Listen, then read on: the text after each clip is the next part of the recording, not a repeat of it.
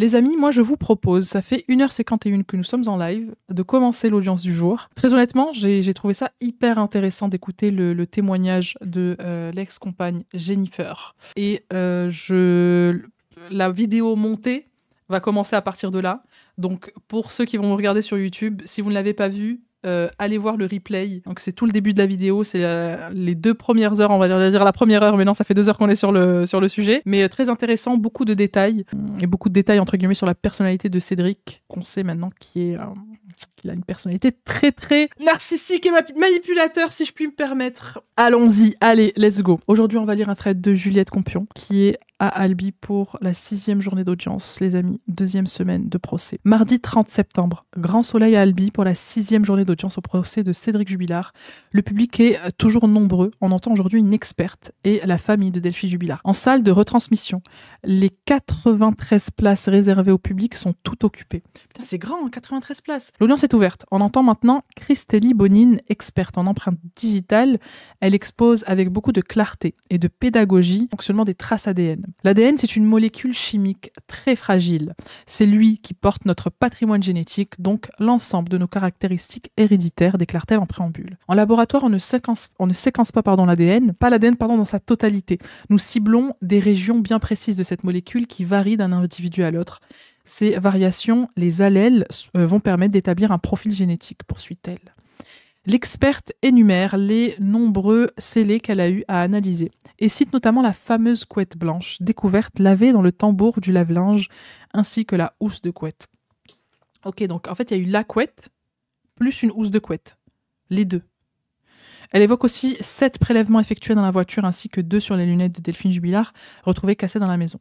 L'experte livre ses conclusions pour chaque prélèvement. Pour le drap rouge retrouvé dans le coffre de la voiture du couple, pas de liquide séminal, pas de salive. Liquide séminal, c'est le liquide qui arrive avant le sperme, ou c'est le sperme? Je sais plus. Non, liquide pré-séminal, c'est le liquide qui arrive avant. Non, séminal, c'est des spermes. Pas de salive, pas de sang. 2 profils génétiques sont retrouvés, ceux de Delphine et de Cédric Jubilard. On s'intéresse à présent au fameux pyjama panda, El Famoso, qui n'a jamais été lavé, que Cédric Jubilard portait la nuit. Putain, mais il devait pas y avoir que de l'ADN là-dedans, là. Il devait y avoir une colonie. Une trace de sang contenant les 2 profils génétiques, ceux de Cédric et Delphine, a été retrouvée au niveau de la manche gauche. Emmanuelle Franck, avocate de la défense, interroge l'experte en lui faisant confirmer qu'il s'agit bien d'une micro-trace révélée grâce à la technique du Blue Star qui permet de détecter les traces de sang invisibles. Peut-on avoir la certitude que c'est le sang de Delphine Jubilard ? Demande l'avocate. Je ne pourrais pas dire que le sang appartient à Delphine Jubilard, rétorque l'experte. De même sur la couette et la housse de couette retrouvée lavée, aucune trace de sang n'a été retrouvée. Sur le jogging gris que portait Cédric Jubilard le 16 décembre 2020, les prélèvements réalisés ne donnaient rien de concluant non plus.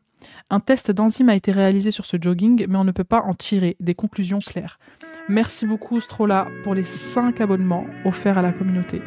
Et Valorant aussi, à l'abonnement, pareil, offert à la team. Merci beaucoup, vous êtes adorables. Vraiment. Pourquoi Valorant? Attends, quoi? Nous avons... Ah ok, pardon, j'ai dit Valorant. En fait, Valorant, c'est pas quelqu'un. C'est Valorant qui ajoute parce que quand t'offres 5, ils en offrent un en plus. Donc merci à Valorant, en vrai de vrai.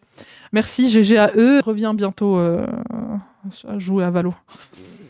Allez, on continue. Du coup, le test d'enzyme, qui a été réalisé sur ce jogging, mais on ne peut pas en tirer de conclusion claire, car cette même enzyme est présente en grande quantité dans la salive, mais aussi dans l'urine et la sueur, souligne Emmanuelle Franck. Le fait qu'il n'ait jamais lavé son truc de panda, là, ça me dégoûte à un point, vous ne pouvez pas imaginer. Parce que je dis, dois suer dedans toutes les nuits et tout. Putain. Je comprends absolument rien aux abonnements, je vais me renseigner. En fait, ça permet de soutenir la chaîne. Et genre, t'as accès au replay sur Twitch quand t'es un abonnement. Et t'as aussi des petites émotes sympas que tu peux utiliser, etc. Mais en soi, c'est fait pour soutenir moi. Le streamer ou la streameuse. Non, merci beaucoup, vous assurez. On continue. Du coup, l'experte vient de finir l'exposé de ses conclusions sans que rien de probant ne soit démontré. Ok, donc il n'y a rien. D'un point de vue ADN, sang, etc., il n'y a rien. Côté partie civile, l'avocat Laurent Boguet souligne que chercher de l'ADN dans un féminicide, c'est un huis clos familial. On retrouve uniquement l'ADN du mari et de son épouse. C'est vrai que si c'est Cédric le meurtrier, le fait de retrouver l'ADN de Cédric dans la baraque où il habite avec Delphine, enfin, c'est vrai que ça n'a pas de sens, franchement. Oui, il n'y a pas de pub aussi et les émotes. Oui, voilà, c'est vrai qu'il n'y a pas de pub, ça j'avais oublié. Après, oui, c'est parce que je les ai désactivés, donc, mais bon, Twitch, toujours il gratte un peu. Il sait LeBron James tous les soirs dedans, en plus, franchement, j'imagine même pas l'odeur, quoi. Oh là là là là là là. Merci beaucoup, Tortue Ninja 77, pour avoir claqué ton Prime. Oui, parce qu'en fait, ceux qui veulent s'abonner, vous pouvez, si vous avez Amazon Prime, pour des raisons qui vous regardent, même si on boycotte un peu ici. Si vous avez Amazon Prime, vous avez le droit d'offrir un abonnement à la personne, au streamer de votre à la streameuse plutôt de votre choix, et c'est gratuit en gros. Et la streameuse reçoit comme un abonnement normal, quoi. Et pour Tanti, ça vaut le coup. C'est vrai que si vous vous abonnez, vous avez la tête de Tanti disponible que vous pouvez mettre. Voilà. Allez, on continue. Du coup, donc oui, c'est normal de retrouver l'ADN du mari et de l'épouse, mais il demande à l'experte de reconfirmer qu'aucun ADN extérieur a été retrouvé. Elle confirme « Je ne retrouve aucun autre ADN sur les prélèvements qui ont été faits sur les vêtements ». Sa déposition s'achève là-dessus et c'est maintenant Stéphanie, la grande sœur de Delphine Jubilard, qui s'avance à la barre. Elle avait déjà été invitée à s'exprimer la semaine dernière de manière impromptue par la présidente. Là, c'est la grande sœur, les amis, ça va être séquence émotion pour moi, je sens, parce que là, c'est la famille. Cette dernière tente de la mettre à l'aise. Cette fois, vous n'êtes pas prise au dépourvu. Stéphanie est vêtue d'un pull rose et d'un jean clair. Elle a les cheveux bruns, coupés courts, et se montre tout aussi réservée que la semaine passée. Putain, ça ne doit pas être un exercice facile, hein, vraiment. Pourquoi boycott Amazon à cause des conditions de travail Amazon? Oui, voilà, parce que c'est une multinationale qui en a rien à foutre des êtres humains et de la planète. Voilà. Mais après, nos jugements, les amis, nos jugements. Chacun envoie midi à sa porte, il n'y a pas de souci. C'est comme pour Coca, pour Starbucks, pour tout ça. Ceux qui boycottent, ils boycottent. Ceux qui ne boycottent pas, ils boycottent pas. C'est un choix personnel. C'est un par mois, oui, tout à fait. Vous avez le droit de choisir une streameuse. Et pas un streamer, une streameuse, c'est tout. Et que, bah oui, les femmes d'abord.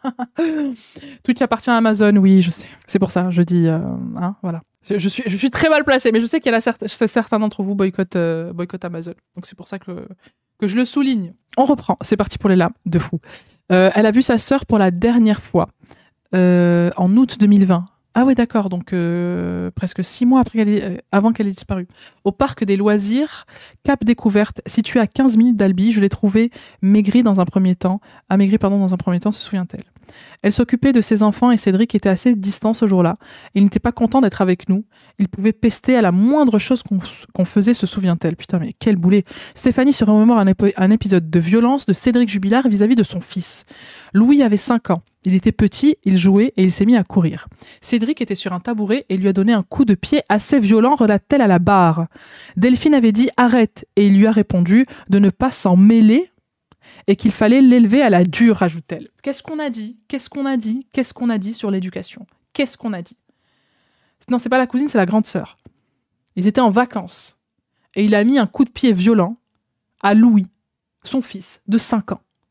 Et quand Delphine, la maman du dit fils, lui a dit d'arrêter, il lui a dit de se mêler de ses affaires et qu'il fallait l'élever à la dure. Allez-y. Dites-moi que tout ce qu'on avait dit avant qu'on commence, sur le fait de changer l'éducation et de changer comment on conditionne nos hommes, nos futurs hommes, ça change pas tout. Quel sac à merde. Je savais que t'allais t'énerver. Non mais pardon. Non mais là c'est trop là. Là c'est trop. Et c'est pile poil ce qu'on disait sur lui. Parce que lui il a vécu la même chose et on a dû lui dire pour être un homme il faut encaisser. Et donc là il veut élever son fils Louis, 5 ans, à la dure. À la dure de quoi? Dure pour quoi? Pourquoi c'est pas à la douce? Hein? Le monde, il est pas assez compliqué comme ça? Éduquez vos fils. Exactement. Mais faut aussi rééduquer les pères, apparemment. Enfin, les pères et les mères, parce qu'il y a aussi des mères qui tiennent ce discours, quoi. Tu commences quand le procès? On est dedans. Du coup, Delphine avait dit d'arrêter. Les deux femmes se parlaient souvent par SMS, notamment au moment de Noël. Le dernier contact avec sa sœur remonte au 15 décembre 2020, juste avant sa disparition. Elles échangeaient sur les cadeaux de Noël de leurs enfants. La présidente lui demande de décrire la personnalité de Cédric Jubilard. Elle réfléchit. La première chose, c'est que c'est un menteur. Je n'ai jamais pu trop lui faire confiance. Après, c'était le mari de ma sœur. On avait chacun nos vies, déclare-t-elle très calmement. La présidente Hélène Rattino lui demande de préciser. Stéphanie fait directement référence au fait qu'il ment sur la nuit des faits selon elle. Hélène Rattino lui demande de revenir à la personnalité de l'accusé avant les faits. Avant la disparition de votre sœur, c'était quelqu'un qui pouvait mentir, lui demande-t-elle ? Non, mais je pouvais constater qu'il était violent dans la manière d'éduquer Louis, rétorque Stéphanie, d'un ton toujours placide, presque morne. Au début de la relation, il y avait une complicité entre eux, par des gestes plutôt tendres. Et au fil des années, ça s'est distendu. J'ai le souvenir d'un mariage d'une cousine où Elia, qui venait de naître, donc leur fille, et Cédric venait de naître, et Cédric ne s'occupait pas du tout de sa fille, détaille-t-elle. Ah, ben ça, on revient sur le témoignage qu'on a vu avant de la compagne Jennifer, là, qui disait que sa fille n'en avait rien à foutre. Mais là, on a la grande sœur qui dit exactement la même chose, qui s'en foutait de sa fille. Votre sœur a pu se plaindre que Cédric Jubilard a pu être violent, interroge la présidente. Non pas violent, mais distant. C'est de la violence aussi, hein. C'est de la violence psychologique, hein. Quand l'homme il boude et tout, c'est de la violence, hein. Elle ne s'en sentait pas soutenue quand on avait perdu notre mère, répond Stéphanie. Quand il le corrigeait, Louis, ma sœur le reprenait, il disait que c'était pas comme ça. Et lui disait de se taire. Il ne prenait pas en compte ses opinions, précise-t-elle. Pourquoi faire ? Femme, tais-toi, va me faire un steak frites, c'est ça en fait. Stéphanie décrit sa petite sœur comme une personne plutôt discrète. Devant nous, elle était plutôt taiseuse. Elle ne voulait pas exposer ses problèmes de couple, dit-elle. La présidente lui demande si il a pu être impulsif, les réactions qu'il pouvait avoir vis-à-vis de Louis, sa façon de réagir. Elle n'en dit pas plus. L'avocat général lui demande s'il faisait une différence entre Louis et Elia. Oui. Oui, Louis, petit, il s'en occupait. Et Elia, j'ai pu voir à l'occasion d'un mariage qu'il ne s'en est pas occupé du tout, explique-t-elle. Je me demande d'où vient cette différence dans... Est-ce que c'est parce que c'est une fille ? Franchement, moi, je vois que ça. Violence non verbale, tout à fait. La privation d'attention et d'affection est une terrible violence, surtout pour un enfant. Tout à fait. Oui, après, moi, j'ai cru... Pardon. Pauline Rongier, côté partie civile, revient sur le fait qu'elle ait taxé Cédric Jubilard de menteur. Elle lui demande si elle a eu la sensation qu'il l'orientait vers la piste que Delphine serait partie volontairement. Oui, après, moi, j'y ai jamais cru d'entrée, ça me paraissait pas possible, rétorque Stéphanie, ne centrant pas donc sa réponse sur l'accusé. L'avocat renchérit et insiste, rappelant que son mari, le père de ses enfants, ne coupe par court, comme tout le monde, à cette hypothèse. Ne coupe pas court. Je vois pas comment ça. Qu'est-ce que vous en pensez ? J'ai pas compris la tournure de la phrase. Oui, ça me paraissait pas possible, vu toutes les années qu'ils avaient passées ensemble, qu'ils pensent que c'était un départ volontaire, répond-elle, toujours d'un ton plat détaché en apparence. L'avocate revient sur le fait que Cédric Jubilard s'occupait mal de ses enfants. Selon ses dires, contrairement à sa sœur, oui, Delphine, c'était une mère aimante, elle s'est toujours occupée de Louis et Elia dans les meilleures conditions possibles, répond Stéphanie. Pauline Rongier lui demande des précisions sur le chantage que Cédric lui aurait fait concernant la garde des enfants. Putain, déjà, le mec s'occupe pas de ses gosses et en plus, il fait du chantage pour la garde, quoi. Mais putain de merde. C'est vraiment l'archétype du masculin, bref.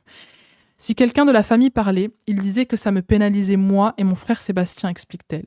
Est-ce que vous diriez qu'il est manipulateur, lui demande l'avocate.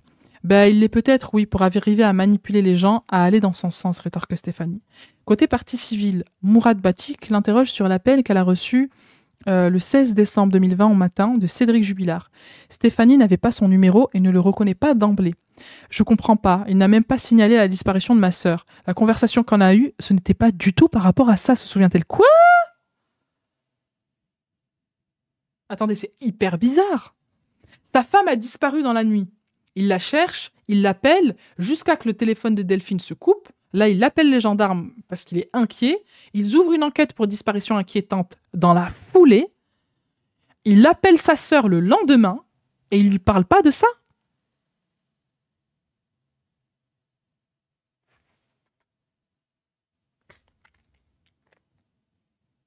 That's so... C'est même pas suspicious.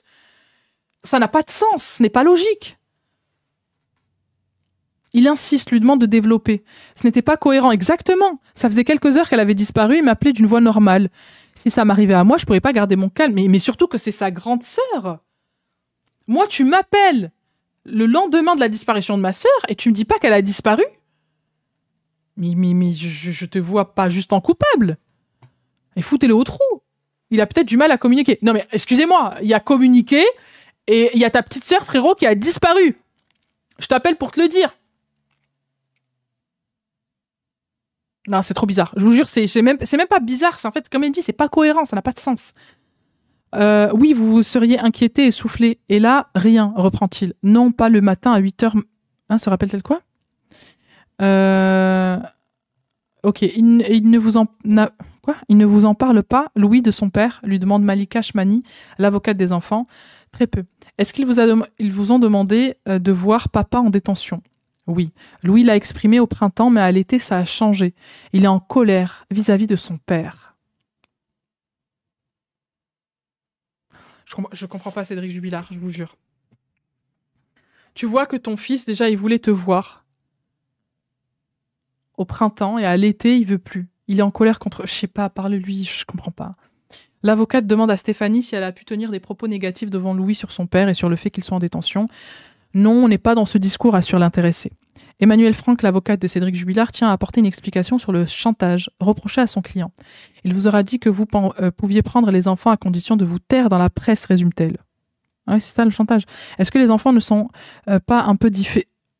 Les choses ne sont pas un peu différentes, interroge-t-elle, citant la conversation du 11 mars 2021, à laquelle Stéphanie semble faire référence et qui a été enregistrée.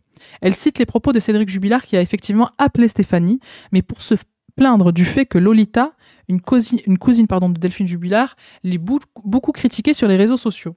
Lolita a dépassé les bornes. Je vous demande de l'aide, je suis tout seul, dit son client en détention au bout du fil. Elle me salit, pardon. Elle dit n'importe quoi à longueur de journée. Je n'en peux plus de ta cousine, poursuit-il. Doucement. Je ne suis pas le mari parfait, pas le mec idéal, mais avec votre sœur, je lui ai rien fait. À votre sœur, je lui ai rien fait. J'ai perdu ma femme, mes enfants, et sur Internet, je reçois des déferlantes accablantes de la populace, poursuit Cédric Jubilard. Ok, donc là, c'est l'audio, en fait. Il met effectivement en balance les enfants, résume l'avocate de la défense. Il ajoute à la fin. Vous êtes les derniers piliers à pouvoir me sortir de cette merde. Est-ce que c'est pas ça l'histoire des menaces, demande Emmanuel Franck. Ok, donc ok, pour elle c'était des menaces ça. Ok. Stéphanie acquiesce. L'audience est suspendue quelques instants. Ok, donc en fait, cette conversation elle avait été enregistrée et il leur a demandé d'arrêter de le dépeindre en mauvais, en bad boy. Et en gros il leur a dit vous êtes les derniers piliers pour pouvoir me sortir de cette merde. Et Stéphanie, elle a vu ça comme des menaces. Plus que comme un appel à l'aide. C'est chez elle qui sont les enfants, oui, tout à fait. C'est elle qui a la garde des enfants. On entend à présent Sébastien, frère cadet de Delphine Jubilard. Il se rappelle que Cédric Jubilard avait souvent des mots très crus envers Delphine tout le long de leur relation, mis à part en 2020, où celle-ci avait repris l'ascendant selon lui. Il se souvient que sa compagne a remarqué le changement physique de sa sœur cette année-là. Elle avait perdu 13 kilos, relate-t-il. Il se voit lors d'un repas en 2020. J'ai eu l'impression que Cédric était devenu Delphine. Et elle avait pris l'ascendant sur lui. Ma compagne était très étonnée de ce revirement de comportement, rapporte Sébastien. Il évoque le festival de Lanterne à Gaillac, dans le Tarn, en 2020, au cours duquel Cédric Jubilard a violemment pris à partie son fils Louis, après qu'il ait fait un doigt d'honneur, au point qu'un passant s'en soit mêlé. Ils en sont quasiment venus aux mains, relate-t-il. Donc, le fils Louis, il a fait un doigt d'honneur. Cédric, il s'en est pris à son fils, tellement fort, qu'il y a un inconnu qui passait, qu'ils ont failli se castagne, quoi. Alors oui, effectivement, le fils n'a pas à faire de doigt d'honneur, mais c'est pas en le violentant que tu vas faire quoi que ce soit, frérot. Oh, putain de merde. Pourquoi ce genre de personnes ont des enfants? Franchement, je me pose la question. Sébastien, qui s'exprime également très calmement, se souvient que Cédric l'a appelé le 16 décembre 2020 vers 8h, très énervé, en lui disant « Où est ma sœur? Je sais qu'elle est chez toi. Je vais appeler les flics, dis-moi la vérité. » Il avait déjà appelé les flics. Sur le coup, il ne comprend pas ce qui se passe. Puis, les gendarmes le contactent et lui disent « Sa sœur a disparu. » Tout s'écroule. Je m'imagine le pire, se souvient-il. Franchement, à recevoir un appel pareil, c'est horrible. À midi, il a de nouveau Cédric Jubilard au téléphone, donc il l'appelle à 8h et à midi. Le ton a totalement changé. Cédric est détendu. C'était quasiment comme si c'était une autre personne. Il est passé de très énervé à calme, rapporte Sébastien. Est-ce qu'il serait pas... après, on n'a pas encore l'expertise psychologique, mais est-ce qu'il serait pas un petit peu bipolaire? Ou alors c'est les joints qui le rendent comme ça, à ce point changeant dans son humeur? C'est comment? Moi aussi, je pleure. Non, franchement, Louis... le pire, c'est que au début, il était encore avec son papa, quoi. Il était de son côté, vous avez compris. Mais... Le 17 Décembre 2020, il le voit avec son cousin. Il est passé par toutes les émotions. Je me souviens qu'il voulait retrouver le téléphone de Delphine. Mon cousin lui a dit qu'il se foutait de ce téléphone. Ce qui comptait, c'était de la retrouver, rapporte-t-il. Il mentait beaucoup sur sa consommation de stupéfiants. On y revient, souligne Sébastien, assurant qu'il cherchait à masquer l'odeur en mangeant des chewing-gums Airways. Petite pub pour Airways au passage. Il se cachait de son épouse et fumait en sortant. Les chiens. Un chewing-gum, ça va rien faire, frérot. Il revient sur le week-end du 18 décembre 2020, 2 jours après la disparition de sa sœur. C'était alors l'anniversaire de son fils. Putain, oh là là, c'était donc 2 jours avant, Delphine a disparu et après c'était l'anniversaire de son fils, putain. Et il explique s'être servi de ce prétexte pour récupérer Louis et Elia. Car les gendarmes nous disent de dire... Ok, là c'est lui qui parle. Car les gendarmes nous disent de dire tout et n'importe quoi pour récupérer la garde de la jouée fine, glisse-t-il. Il assure que son beau-frère n'a pas été abattu longtemps. Il a très vite oublié Delphine. Au printemps, il est devenu ce qu'il est devenu. Il relate une scène peu après la disparition de Delphine Jubilard, où il a fait une roulade sur le lit avec Louis, son fils, au cours duquel il a cassé une latte, et il a déclaré à l'enfant « T'es comme papa, tu sais cacher tes bêtises ».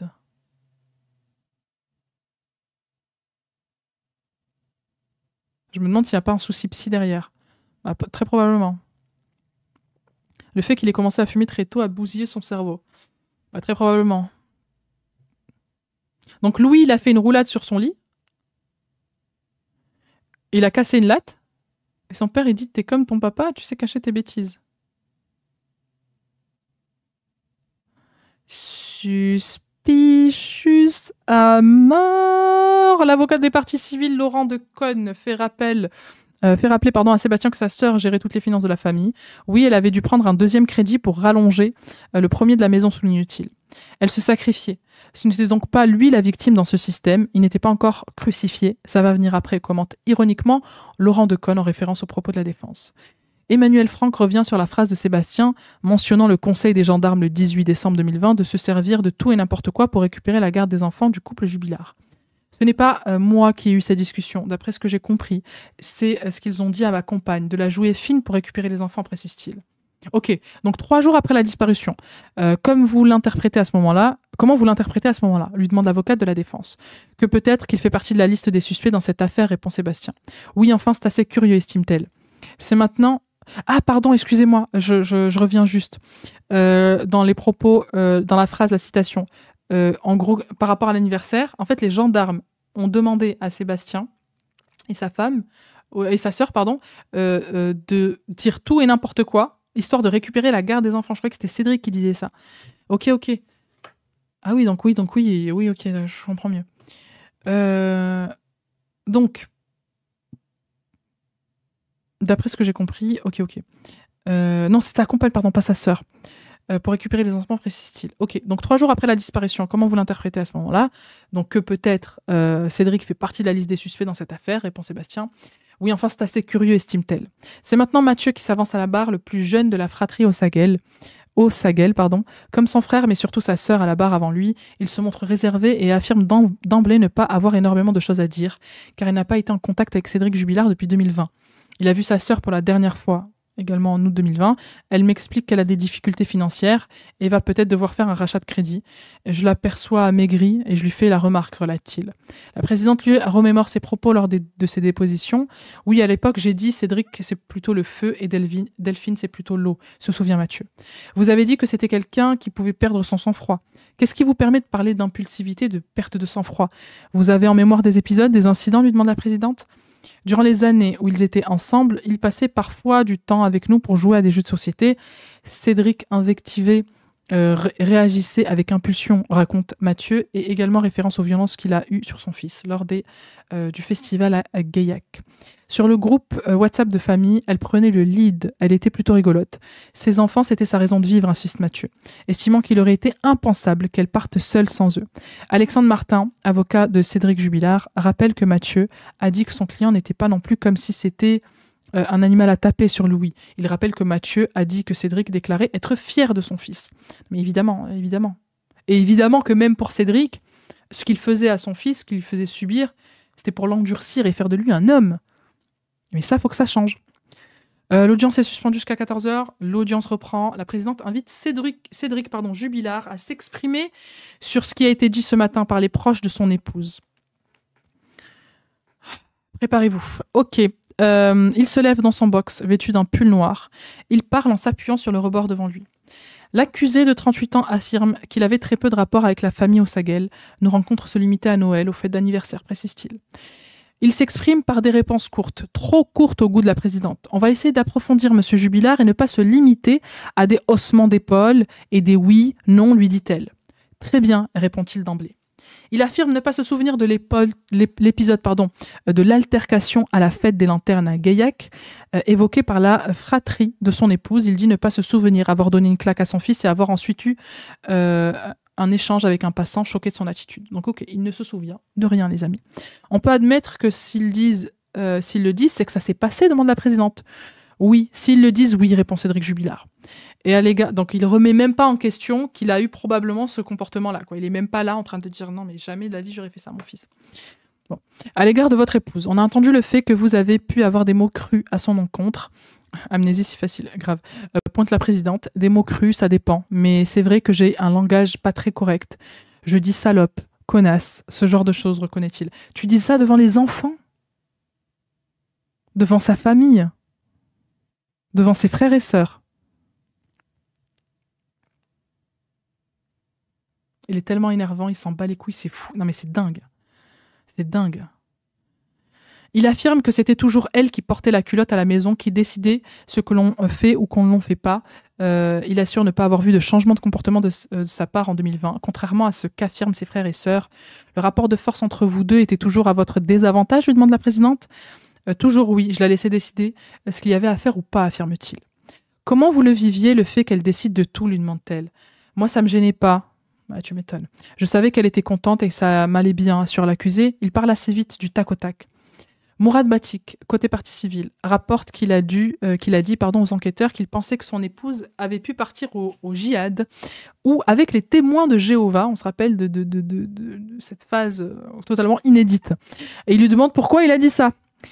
On va peut-être avoir la réponse. Cédric Jubilard dit avoir reçu un prospectus des témoins de Jéhovah fin décembre et s'est alors posé la question.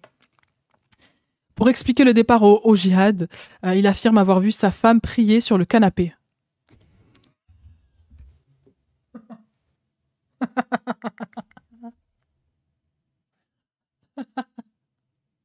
Alors déjà, écoute-moi. Bon.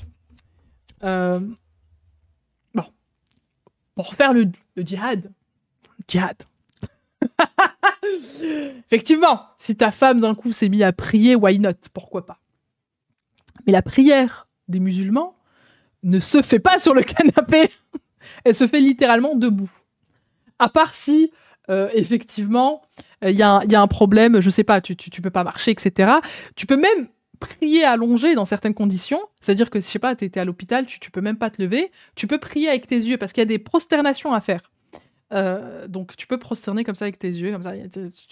Même si tu peux pas, tant qu'il y a l'intention. C'est vrai, il a peut-être pas tort, mais bon, sa femme, il me semble pas qu'elle ne puisse pas se lever. Donc comment elle faisait pour prier sur le canapé, quoi?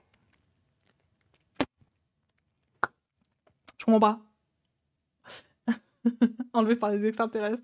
Et en plus, il y croit. Non, mais je ne comprends pas. Je ne comprends pas prière sur le canapé. C'est inédit. C'est inédit, c'est du jamais vu. Enfin, si en soi, c'est possible. Je vous ai donné, il y a des raisons pour lesquelles tu peux même prier allongé si tu veux. Mais c'est pas le cas de sa femme, quoi. Ou alors, tellement elle en pouvait plus de lui, elle était là en mode, Cédric, 2 secondes, je vais parler avec Dieu parce que tu me casses les couilles. Et carrément, elle est restée assise. Elle dit, je peux même pas me lever tellement tu me saoules. J'ai prié comme ça, voilà. Allez, voilà. C'est pas au sol. Oui, sur un tapis, tout à fait. Normalement, c'est sur un tapis. Alors, regardez, je vais même vous montrer à quoi ça ressemble. Normalement, si elle voulait prier, elle aurait dû prendre son petit tapis, là, comme ça. Voilà. Elle le met par terre. Et comme ça, elle peut faire des prosternations. D'ailleurs, les prosternations de la prière musulmane sont, font du bien au cœur, etc. et permettent un peu de s'étirer. C'est un peu apparenté au yoga. Voilà, si vous voulez tout savoir. Mais et oui, effectivement, qu'elle le fasse sur le canapé, peut-être que il lui a tellement cassé les couilles qu'elle s'est dit à tout moment, faut que je prie, quoi, parce que sinon, je ne donne pas cher de ta peau. C'est une prière d'une religion inconnue. Oui, mais d'accord, mais en fait, là, il a spécifié djihad quand même. C'est que c'est les islamistes. Voilà. Vu tous les prospectus qu'on reçoit des témoins de Jéhovah aussi, je vous jure. Putain, et même, ils viennent, ils toquent à la porte. Enfin, je veux dire, en fait, si ta femme n'a pas... Enfin, en plus, elle n'a pas l'air d'être plus religieuse que ça. Du coup, ouais, si elle n'a pas changé du tout au tout, enfin, je sais pas... elle a prié une fois sur le canapé. Bon, on sait pas quelle prière elle a fait exactement, mais si elle avait totalement changé, même dans la manière d'éduquer ses enfants, la manière de s'exprimer, la manière de s'habiller, peut-être qu'elle se serait voilée, peut-être que... Qu'est-ce qui te fait croire parce qu'il y a une petite prière sur le canapé bon. Mais que vient foutre le djihad là-dedans? On dirait il veut faire passer pour ce qu'il y a de pire aux yeux de ses copains mascu fachos. Mais franchement, franchement, je ne comprends pas, parce qu'il dit pas que le djihad, hein, il parle aussi des témoins de Jéhovah. Moi, ça aurait pu. Elle aurait pu rentrer dans une secte, je sais pas, mais elle avait pas le comportement de quelqu'un qui se fait même embrigader, etc., quoi. Ses proches, ils n'ont pas remarqué ça. Ils ont remarqué qu'elle en pouvait plus, qu'elle avait des problèmes financiers, qu'elle avait un poids lourd qui était Cédric Jubilard, qu'elle devait supporter le crédit de la maison qu'elle n'arrivait plus à supporter financièrement. Voilà, c'est ça qu'on voyait. Carrément, elle était amaigrie, qu'elle avait peut-être repris un petit peu l'ascendant sur son couple, qu'elle lui a coupé les vivres, entre guillemets, qu'elle voyait d'autres hommes, etc., qu'elle avait demandé le divorce. Oui, ça, c'est des choses qui permettent de dire que c'est une femme qui veut... se libérer de ses chaînes et de son couple qui lui sert à rien, quoi. Mais je vois pas comment elle aurait pu être embrigadée dans une religion alors que ça n'a pas de sens, quoi. Ça n'a pas y a pas, son comportement ne montre pas ça. Il s'enfonce tout seul, c'est ridicule, bien sûr. Bien sûr. C'est... Le mec incarne la charge mentale, mais tellement, putain. J'aurais préféré qu'il dise « je l'ai vu manger un couscous ». Couscous merguez, qu'est-ce qui se passe? Il y a une personne qui va partir en Syrie bientôt, là, qu'est-ce qui se passe? Non, prière sur le canapé. Vraiment, c'est moment Nutella. Vraiment, bravo Cédric, merci pour le fou rire. Veuf, ça coûte moins cher que divorcer. Bah, ça va lui coûter cher, si. Enfin, ça lui coûte déjà assez cher, puisqu'il a donné 4 ans de sa vie, quand même. L'entrisme islamisme. Islamiste qui fait disparaître Delphine de fou, putain. Oh là là là. Non, franchement, on aura tout vu. On aura tout vu. La team, vous me tuez de rire. Mais franchement, merci Cédric pour le fou rire, vraiment. Mais écoute, personne ici ne te croit. Personne. Et vraiment, ne comprenez pas d'où ça sort, vraiment. Oh là là là là. Il dépendait d'elle financièrement. Ben oui, c'est pour ça qu'il voulait pas qu'elle parte, quoi. En fait, elle avait un 3e enfant, la pauvre. Franchement, je pense que c'est pire qu'un enfant. D'avoir un mari incapable comme ça, c'est pire qu'un enfant. Vraiment. Je préfère avoir un enfant. C'est mieux. Il va finir par dire « je l'ai tué parce qu'elle prévoyait un attentat à Notre-Dame ». Tu sais, le mec, il va tout mélanger, quoi. Il dit ah, « c'est bon. C'est quoi, je vous ai rendu service, hein ». Punaise, mais même dans l'affaire Jubilard, elle a trouvé moyen de dire « là, des musulmans. Ici, là ». Elle priait sur le canapé, hein, alors que c'était une mécréante. Oh mon Dieu, putain. Et même en soi, enfin, comment ça explique pas pourquoi elle est partie sans ses enfants, son truc, ça n'a pas de sens. Ça n'a aucun sens. Surtout que dans la religion, que ce soit les chrétiens, les musulmans, les juifs, la famille, c'est quelque chose de central. Donc, ce comportement-là, ça n'a pas de cohérence avec quelqu'un qui se serait intéressé à la religion, etc., quoi. Toujours la faute des Arabes. Ah, tu t'as mis les arbres, putain, tu m'as eu. Qui c'est qui m'a eu comme ça? Elibis, tu m'as eu, putain. Ah, clippez pas. Ah, putain. Après, il a vu le climat actuel, hein, Pascal Pro, CNews. Et il a dit, il y a un monde où ça passe. Et franchement, il y avait un monde où ça pouvait passer. Mais c'était sans compter sur le canapé. Là, franchement, il est allé trop loin. Peut-être qu'elle avait des babouches au lieu des pantoufles. Putain, t'imagines, il y a quelqu'un qui est parti lui chercher des babouches, il a offert. Il s'est dit, les musulmans, les arbres, c'est beau. On continue. Franchement, c'est hilarant. Morad Batik. Sinon, il n'y a pas de caméra dans leur patelin. Non, aucune caméra à Cagnac-les-Mines. Aucune.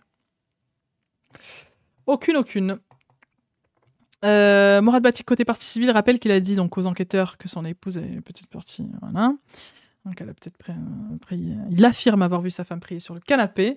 Morad Batik est surpris de cette réponse. Il lui demande de décrire cette prière. Elle était à genoux. Attends, j'aurais dû continuer, pardon les amis. Elle était à genoux, elle avait les mains sur le ciel, vers le ciel, précise l'accusé. Donc des choses de l'ordre de l'islam, interroge l'avocat. Oui, répond. À genoux, sur le canapé, comme ça. Mais après, elle pouvait prier tous les saints dans cette... Je comprends pas, ça. C'est quoi le rapport avec l'islam, là? Qu'est-ce qui se passe? Le Morad Batik insiste sur cette théorie. L'accusé s'agace. On sait jamais. Elle est peut-être partie, on sait pas. Moi, je lui ai rien fait à Delphine, affirme-t-il. C'est tellement catastrophique, sa défense, putain. C'est tellement... Énorme séance de yoga. Je veux, en plus, moi, tout à l'heure, j'ai fait mon petit yoga, ça m'a fait du bien. Ben, je fais ça, tac. Salutation du soleil, hop. Ben, si mes voisins, ils me voient, ils vont dire quoi? Ah, qu'est-ce qui se passe là, hein? Extrémiste religieux, là, hein? Qu'est-ce qui se passe? Alors que, hein, je suis dans mon balcon en train de faire des postures de yoga en short leggings. Mais ça peut passer. Ça peut passer. Mais en plus, je la vois trop en mode putain, tu vois, putain, Seigneur, je t'en supplie, sors-le de ma vie. Putain, franchement, quel enfer. On comprend qu'elle est priée pour sortir de cet enfer. Exactement. Exactement. Du coup, il affirme n'avoir rien fait à Delphine. Pauline Rongier, côté partie civile, lui demande comment vous expliquez que pour tout l'entourage de Delphine, la piste du départ volontaire est complètement exclue et que vous en faites une piste crédible et vous voulez les orienter par là. Parce que les 6 derniers mois, elle n'était plus à la maison. Elle était uniquement centrée sur son téléphone. Et ce qui l'intéressait, elle, c'était que elle, rétorque le trentenaire d'emblée. On va parler d'autres mecs, quoi, tu vois. Jaloux. Donc sur les 6 derniers mois, vous n'avez pas l'impression qu'elle était proche de ses enfants et que son métier et ses enfants étaient très importants pour elle, interroge Pauline Rongier. C'est ça, dit Cédric Jubilard. Son confrère Laurent Boguet rappelle que plusieurs membres de l'entourage ont parlé d'un climat de soumission, d'humiliation, de peur avec son épouse. Ces gens interrogés disent qu'en public, vous teniez le lead, insiste-t-il. Si elle était soumise, elle n'aurait pas eu le droit à des sorties. Elle sortait quand elle voulait, comme elle le voulait. Elle n'était pas si soumise que ça, affirme-t-il depuis son box. Je me gratte le sourcil parce que ce que je viens de lire me... Ah. Il a dit, elle n'aurait pas eu le droit à des sorties. Merci, grand seigneur, de donner le droit à votre femme, que dis-je, votre objet, votre propriété, votre possession. Est-ce qu'elle avait un plaid pour voile de fou? Vu qu'il n'y a qu'une seule forme de soumission, exactement. La soumission, c'est ne pas sortir de chez soi. Mais il n'existe aucune autre forme de soumission. Aucune. Rien. On est en 1815. Peut-être que on a remonté le temps. Attendez, je regarde. Windows, qu'est-ce qu'il dit? Non, 30 septembre 2025. Non, je crois que c'est bon. Ah là là là là là là là là là là. Bonsoir de Belgique. Merci pour ces superbes lives. J'adore ce concept. Merci beaucoup. Et gros bisous aux Belges. Vraiment, vous êtes la deuxième communauté qui regardait le plus mes vidéos YouTube. Donc vraiment, merci beaucoup. Bientôt, j'arrive en Belgique, vous inquiétez pas. Du coup, Delphine n'est pas soumise. Je m'occupe beaucoup de dossiers de violence conjugale. Ce n'est pas très original, cette réponse, commente Laurent Boguet. Tout à fait, Laurent, nous sommes d'accord. Il lui demande si, comme si il a pu le déclarer en audition, il maintient que les enfants doivent avoir peur de leurs géniteurs. Les chats, je ne vais pas vous faire peur à vos chats. Il était deg qu'elle sorte, donc exactement. Genre, pour lui, c'est ça la définition. Enfin, c'est fou. Donc bref, pour lui, les enfants doivent avoir peur de leurs géniteurs. Déjà que tu te nommes géniteur pour parler de tes mioches, excuse-moi. En fait, Cédric Jubilard a l'air d'être un putain de faf mascu des années 60. Totalement. Ouais, franchement, oui. Vive les Belges. Moi aussi de Belgique. Mais putain, vous êtes partout. Vous êtes partout. C'est génial. C'est génial. Du coup, oui. Donc, il répond. Est-ce que c'est vrai? Est-ce qu'il a dit ça? De leurs parents? Oui. Sinon, après, on se fait bouffer, affirme-t-il. On se fait bouffer par quoi? Des ours? On a dit qu'on choisissait l'ours, non? Putain de merde. Putain, cette éducation des années. Mais en plus, c'est pas comme ça que t'éduques. C'est pas comme ça que tes enfants ne vont pas se faire bouffer. C'est pas comme ça que ça marche. Je me rappelle, ma mère me disait toujours jamais la violence. Mais après, si on vient te chercher. Non, elle me disait tu mets jamais le premier coup. Jamais. D'ailleurs, tu n'utilises jamais la violence, sauf si c'est pour te défendre. Jamais. Jamais, jamais, jamais. Même si t'es à la haine, même si t'es en colère, même si... Et ça, à l'école. Hein. Et je n'ai jamais, jamais utilisé la violence. Et pourtant, je pense être quelqu'un de forte. C'est-à-dire que voilà, je me laisse pas faire. Je me suis jamais laissé faire. Mais j'ai été éduquée comme ça. On m'a pas dit de frapper les gens. On m'a pas dit et on m'a pas frappé pour pouvoir me renforcer. Jamais. Ça ne s'est pas passé comme ça. On me disait oui, il y a des gens qui vont pouvoir te faire mal, qui vont te blesser. Là, tu te défends. Mais sinon, la violence, non, c'est jamais. Jamais. Cœur sur vous, les Belges. Cœur sur vous. Jamais. Et moi aussi, je vous le dis. Hein. N'utilisez jamais la violence. Enfin, de toute façon, moi, je suis contre la violence. Et même les rares cas où j'ai dû utiliser la violence, et encore, c'est un bien grand mot, c'était juste pour me défendre. Et encore, me défendre, c'était pour arrêter la bagarre. Plus qu'autre chose. Jamais le premier coup, mais le dernier à le rendre. Même pas. En vrai, juste arrêter. Faire stopper. Vraiment, je vous le dis, je déteste la bagarre. Allez l'OM, oui. Pourquoi pas. Mais vive le PSG. Et Hala Madrid! Plus j'écoute Cédric, plus je choisis l'ours. Mais en fait, c'est un vrai problème, ça aussi. Et moi aussi, étant maghrébine, je l'ai beaucoup entendu, ça. Le fait d'éduquer, entre guillemets, ses enfants à la dure pour pas qu'ils se fassent bouffer dehors. Mais moi, c'est pas comme ça que j'ai été éduquée, et pourtant, on m'a pas bouffé dehors. Bon, après, bien sûr, j'ai vécu des trucs pas marrants. Ça, je vais pas vous le cacher. Je suis pas parfaite et je suis pas... Voilà. J'ai pas été totalement dispensée de violence et de blessures de la part d'autrui. Mais c'est pas en disant à ton enfant si je te fais du mal et que je te fais... Voilà, c'est parce que dehors, on va pouvoir t'en faire. C'est pas comme ça que ça marche. On rigole, mais ça fait penser à mon ex. Heureusement, pas d'enfants ensemble. Et c'est là que je me dis que peut-être je ne suis pas passée loin. Tu sais, ma chérie, je pense qu'on est beaucoup à se dire ça. Et je trouve ça affreux qu'il y ait autant de femmes qui se disent ça. Vive le LOSC. C'est quoi, c'est Lorient? Je sais plus. Je me rappelle plus. L-O-S-C? Sochaux? Je sais plus. Ah, je fais la meuf qui connaît, mais je connais. Il va plaider la folie. Non, je pense pas. Je pense pas. Il y a vraiment rien qui va avec ce mec. Je perds des points de santé mentale là. De fou, de fou. Puis même, franchement, moi, vraiment, premier degré. Vous savez que les enfants, c'est mon point faible. Donc le fait que, encore aujourd'hui, en 2025, on lise ce genre de choses, que de dire oui, il faut que les enfants aient peur de leurs parents.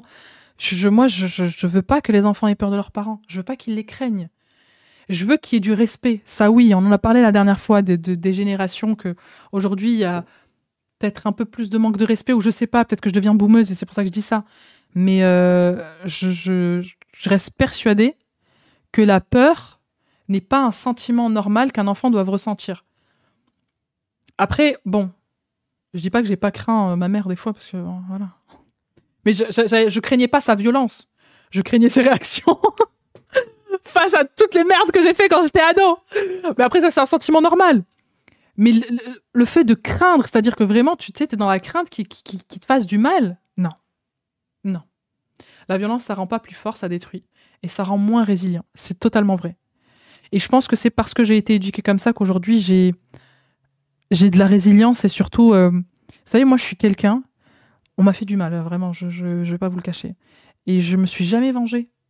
J'ai jamais eu ce sentiment où je devais me venger. Au contraire, j'ai toujours eu cette réflexion de me dire, si cette personne elle a fait ça, il y a une explication, ça le justifie pas. Mais je veux pas rentrer dans un cercle vicieux, et je préfère rentrer dans un cercle vertueux où limite il y a une personne même, elle peut me faire du mal, et je vais m'asseoir à côté d'elle et je vais dire, tu sais quoi, je te pardonne. Vas-y, dis-moi maintenant pourquoi tu as réagi comme ça, qu'est-ce qui s'est passé, tac, tac, tac, tac. Comment je peux faire en sorte que tu ailles mieux? Vas-y. On est à la limite de ça.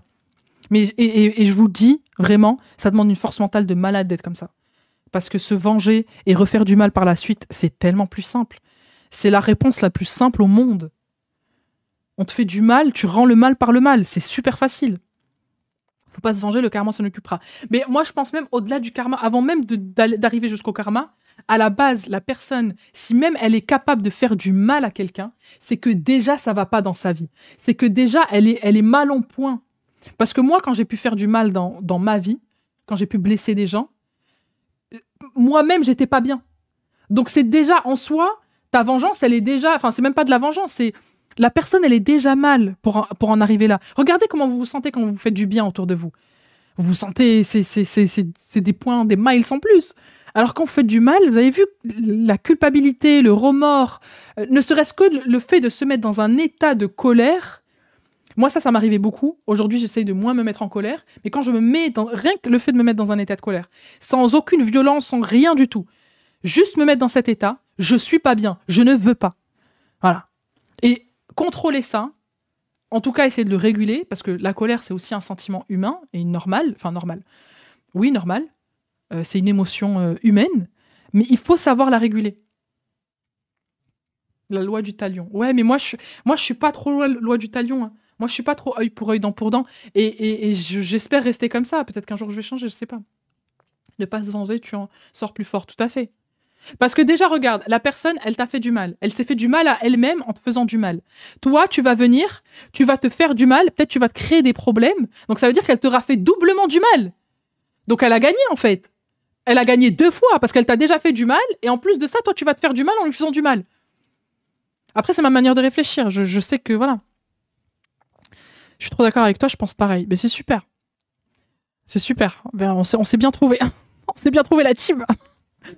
Pipa qui dit qu'elle veut plus se mettre en colère. En vrai, ça me fait rire quand on suit les lives.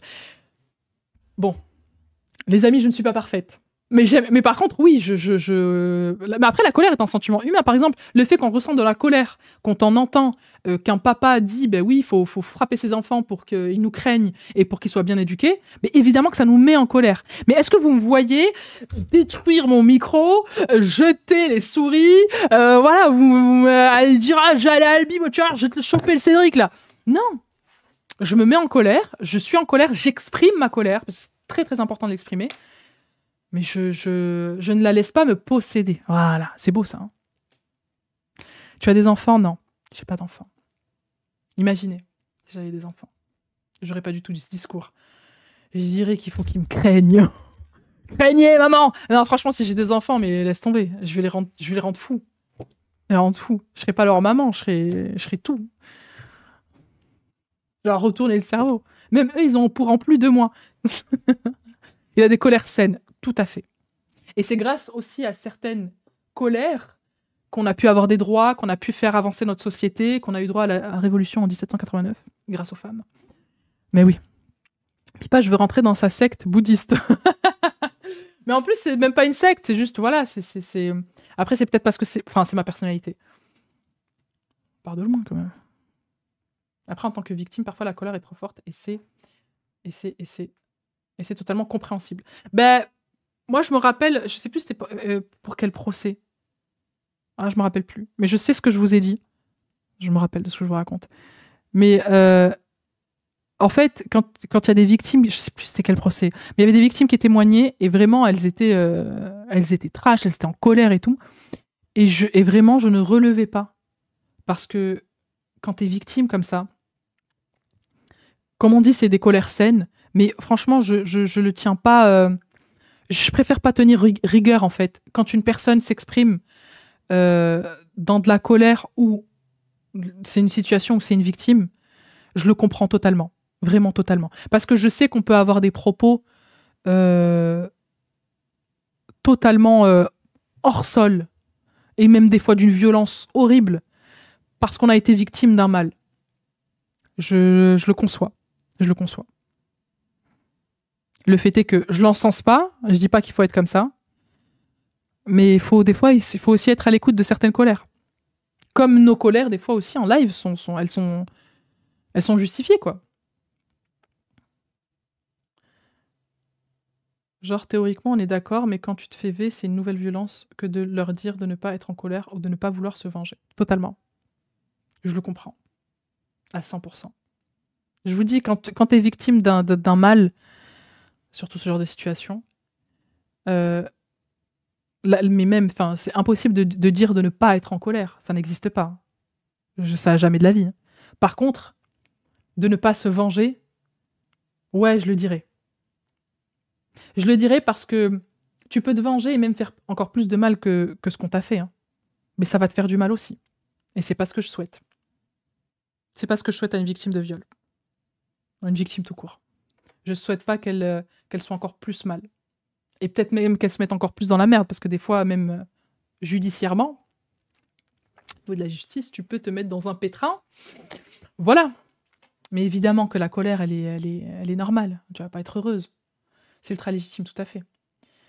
En tout cas, on prend en charge des victimes. Il faut être très vigilante, bien sûr. Il faut être à l'écoute, en fait. Il faut pas juger. Et surtout, c'est ça, en fait. Surtout après un drame, après un trauma, etc., tu ne prends pas... Enfin, c'est pourquoi je dis, je fais même pas... C'est pas que je fais pas gaffe. J'écoute. Et je porte pas de jugement. La colère, c'est une émotion saine, il faut la comprendre et la gérer ensuite. Exactement. Il faut pas se laisser posséder par la colère. Bref, on va continuer, les amis, parce que sinon, on va jamais y arriver. Tac, tac, tac. On en était où? Ok. Donc, répondant à une question d'un autre avocat de la partie civile, il déclare à propos de son épouse: ce qui est sûr, c'est qu'elle gardera toujours une grande place dans mon cœur. C'est la mère de mes enfants. Waouh! Je crois que c'est la première fois qu'il parle de Delphine en ces termes. Waouh! Waouh! Pourquoi vous rigolez sur YouTube? Qui a fait une blague? Racontez-moi la blague, j'ai envie de rigoler aussi. Pas de vengeance pour ma part, juste du mépris pour lui.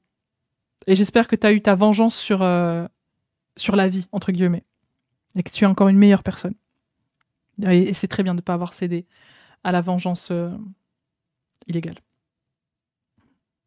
Celle qui m'impressionnera le plus, c'est Gisèle Pellicot, toujours calme et humble face au déchaînement de violence de la part de ses agresseurs et de certains médias. Franchement, c'était horrible. Rappelez-vous, ils étaient là, mais si, elle était consentante celle-là, mais bien sûr que si, bien sûr. Oh là là là là, alors que toi t'es là, tu t'es vu te faire violer, t'es même pas au courant, enfin c'était horrible. Mais elle est restée digne jusqu'au bout.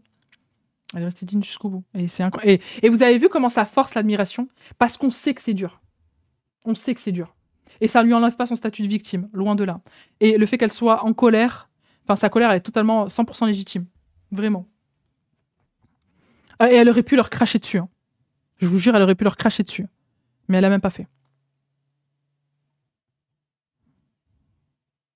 C'est à cause du Jamel Gate. Mais pourquoi vous rigolez là sur YouTube? Qu'est-ce qui se passe? Jamel se croit sur Tinder. Pourquoi? Qu'est-ce qu'il y a? Tu es mariée? Ah, parce qu'il m'a demandé si j'étais mariée. Tu te fais draguer de ouf par Jamel Pipa. Arrête. J'accepte la drague que des femmes. Attention, les hommes, arrêtez de me draguer. Ça me met mal à l'aise. J'accepte aussi la drague des lesbiennes, parce que je sais qu'il y a des lesbiennes. J'accepte votre, il n'y a pas de problème, il n'y a pas de souci. Alors les amis, et on va pas commencer à faire un question-réponse sur... Je vous ai dit, un jour, je vous ferai une vidéo sur ma vie. De toute façon, ma vie, elle est pas intéressante. Je vous l'ai déjà dit. Pardon. Allez. On continue les amis, allez, trêve de plaisanterie. Merci beaucoup pour les follow sur Twitch. N'oubliez pas de follow aussi sur YouTube. On continue. Donc, ce qui est sûr, c'est qu'elle gardera toujours une grande place dans mon cœur, c'est la mère de mes enfants. Eh bien, bravo Cédric d'avoir exprimé un peu de compassion et d'amour pour ta défunte ou femme disparue, parce que vraiment, on part de loin là. Enfin, je le souligne, parce que c'est... Hein, voilà. Putain. Laurent Decaune lui demande si ce n'est que le fait qu'elle soit la mère de ses enfants qu'il l'aime. Il répond: le fait qu'elle ait partagé plus de 15 ans de ma vie, qu'elle ait donné naissance à mes enfants, je l'aimais, et puis on s'est perdu, détaille l'accusé. Il a parlé au passé, il a dit je l'aimais. Il l'aime plus? Pourquoi le passé? À partir de quel moment, lui demande l'avocat? Ah, qu'il l'aime plus. Quand elle a demandé le divorce, elle ne voulait plus vivre avec moi, répond Cédric Jubilard. Jusqu'alors, tout allait bien, demande Laurent Decaune. Pour moi, oui, rétorque son interlocuteur. Malika Chmani, qui représente les enfants du couple, lui demande de revenir sur les châtiments corporels infligés à son fils. Je le mettais au coin à genoux, les mains sur la tête, décrit-il. Elle lui demande s'il était à genoux sur des Legos comme l'enfant a pu le décrire. C'est horrible. Lui dit ne pas se souvenir. Faut pas nous prendre pour des imbéciles, monsieur Jubilard. Au-delà de cette audience, on parle de Louis. Il a des comptes à rendre, s'emporte l'avocate. Je l'entends, mais si quand je le mets au coin, il y a des Legos par terre, je fais pas attention, rétorque l'accusé.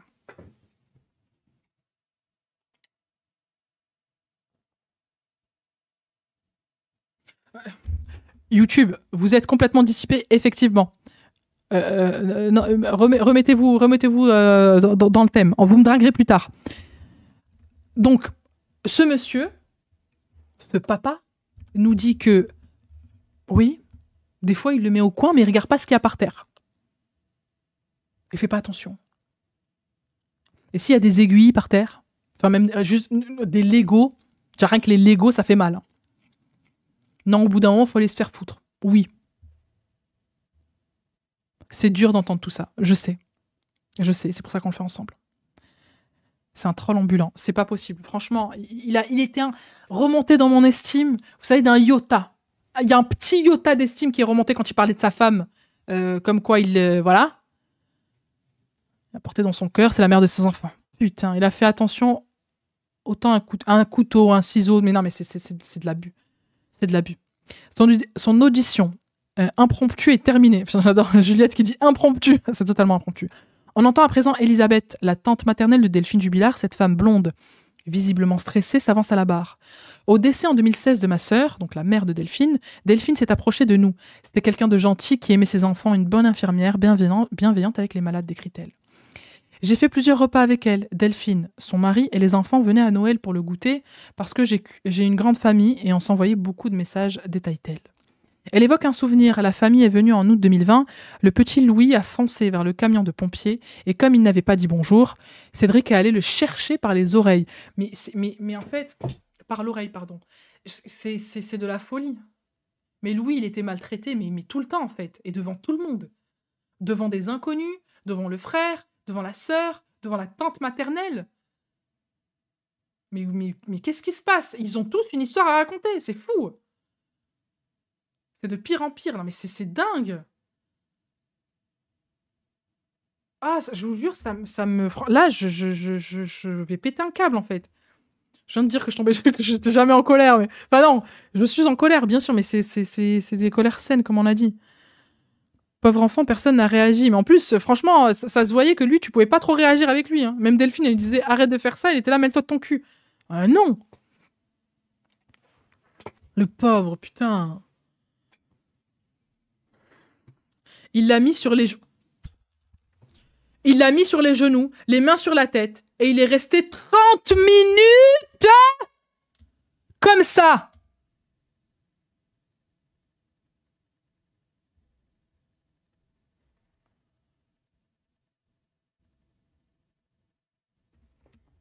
Vous savez ce que c'est, 30 minutes?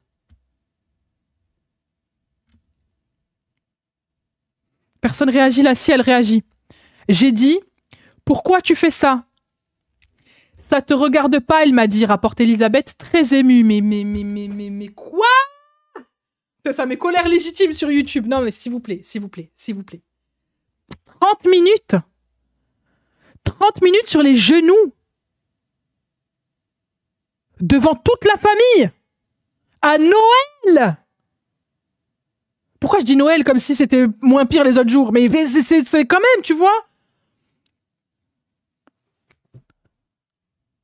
Allô, Lazeux. 30 minutes, je prends le gosse et je me barre. Vous savez ce que c'est 30 minutes? Vous êtes déjà resté 30 minutes sur les genoux. 30 minutes. 30. Quelle honte. J'ai envie de chialer, comment on peut faire ça à un enfant sans défense. En plus, pour une histoire de merde, quoi.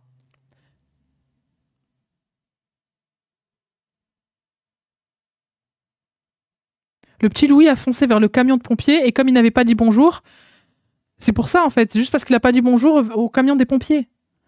Donc qu'est-ce que c'était quand il cassait un verre? Qu'est-ce qui se passait quand il cassait ses jouets?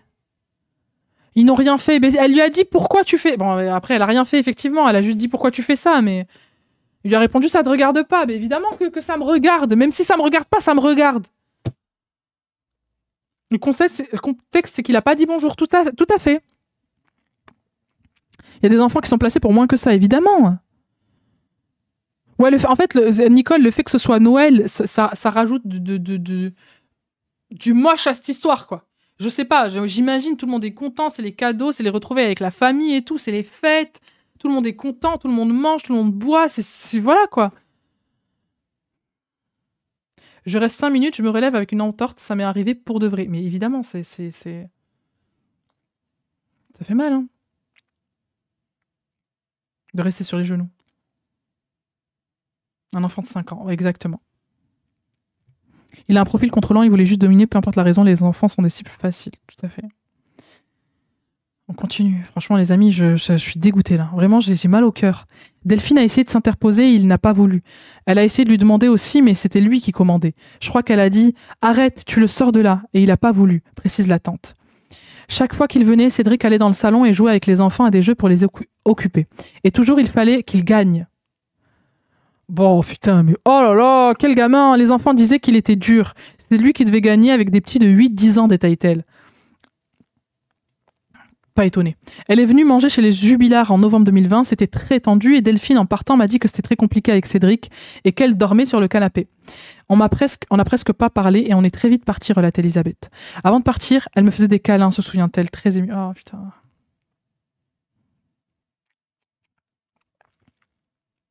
C'est qui l'enfant dans l'histoire là? Je sais pas. Je sais pas. Franchement, c'est vraiment un gamin. T'as la pauvre. Bon, on continue. Vous étiez au courant du projet de divorce, lui demande la présidente. Non, j'avais vu qu'elle avait changé, qu'elle était toute belle. Surtout quand on voit Monsieur Jubilard habillé toujours. Bon, passons. Putain, j'avais les larmes aux yeux, elle m'a fait rire. Elle a dit habillé toujours. Bon, passons. Lâche la tante maternelle de Delphine Jubilard. La présidente constate qu'elle est stressée, émue. Oui, j'avais peur de venir à la barre, je suis touchée par la disparition de Delphine. Les photos qu'elle m'envoyait de Louis, de ses balades, elle me remerciait que je me sois occupée de sa maman, se rappelle-t-elle. Quelques jours après la disparition de Delphine, elle se souvient que Cédric Jubilard est venu chez elle en présence de son mari. Vous savez, chez nous, au Maroc, on dit que la tante maternelle, c'est comme une deuxième maman. Donc là, je me mets à sa place et j'ai beaucoup d'empathie pour cette dame. Du coup, Cédric vient chez la tante et il y a son mari aussi. On s'est assis, mon mari a demandé une photo de Delphine, a posé des questions et tout d'un coup, Cédric prend un foulard, le met comme ça et gémit, développe-t-elle en mimant quelqu'un qui passe une corde au cou. On lui demande pourquoi tu fais ça? T'as tué Delphine? Il ne répond pas. Mais qu'est-ce qui se passe d'un coup là? Hein? Donc... Attendez, un foulard qui traîne par là? Ah si. Donc, il était en train de discuter avec la tante maternelle. Non mais je vous la refais parce que même moi je suis estomaquée. J'ai pas compris. Je te la refais. Il est en train de discuter. Le mari de la tante dit oui, ce serait une photo de Delphine. Qu'est-ce qui s'est passé? Sa femme vient de disparaître. Hein. Cédric d'un coup il prend un foulard, il fait ça. Et il gémit.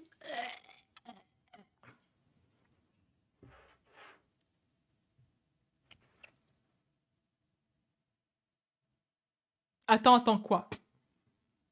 C'est ce qu'elle nous décrit.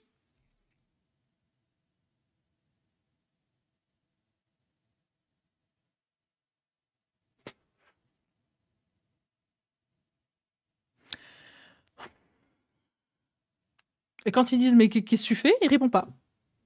On est chez les fous. Oui. Franchement, parlons français, oui. Il cache beaucoup trop de cases. En moins, il est possédé, ce mec. Franchement, oui.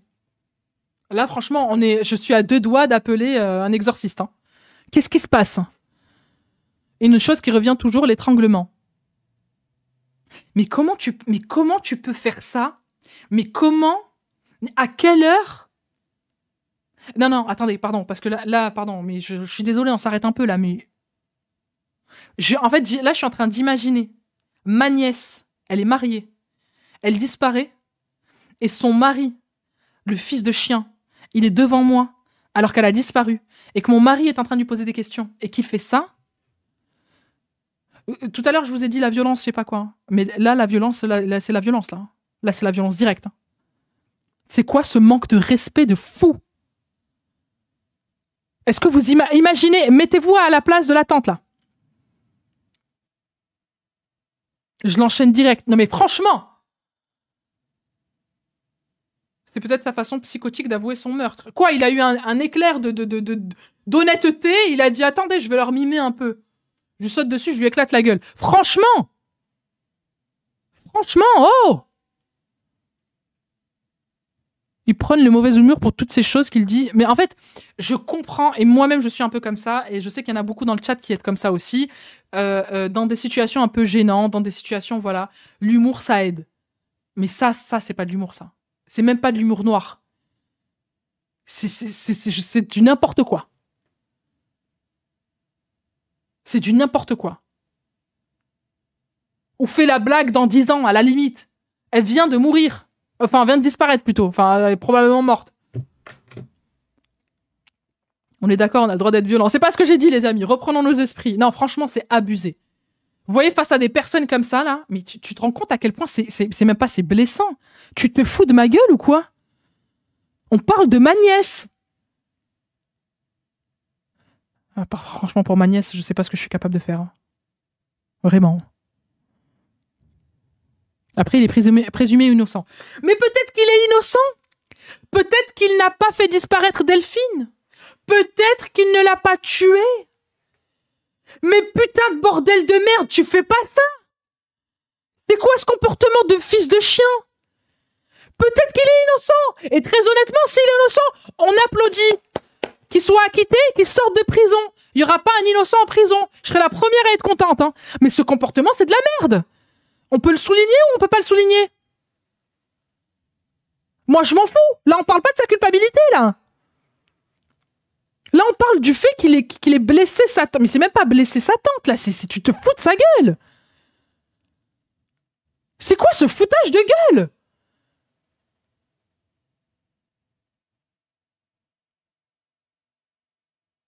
Qu'il agite normalement, qu'il aide, s'il est saoulé qu'on l'accuse, on l'entend, mais on te rend pas suspect et chelou comme ça.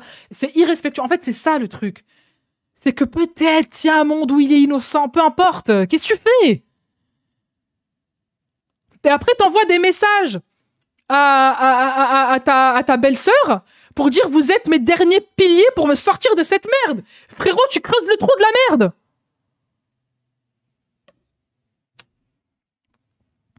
Combien de preuves vous voulez encore? Il est guilty 100%. Tant qu'il n'y a pas le corps, c'est pas, pour moi, ça sera pas du 100%.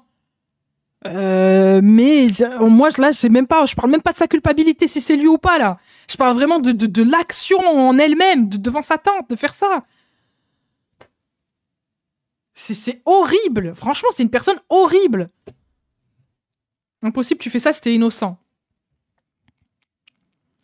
Je comprends pas. Je l'aurais déjà démonté. C'est horrible. Toujours les mecs pour prendre sa défense, cassez-vous du live. Franchement, en fait, je vous jure, ça commence à devenir lourd. Je vous l'ai déjà dit. On est sur Twitch, on est sur YouTube, on est sur Internet, on n'est pas juge, on n'est pas les jurés. C'est pas nous qui allons le condamner. D'accord?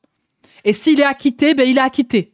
Voilà. C'est les jurés qui vont décider de sa culpabilité. On n'est pas là pour ça. Par contre, moi, 100%, je donne mon avis sur son comportement de merde. Voilà, je le dis. Il fait de la merde, je le dis. Venez pas me l'enlever, ça. Et c'est mon live, je fais ce que je veux. Allez. C'est dur pour les enfants. Elle était rayonnante, elle était tout pour nous. Comme une fille.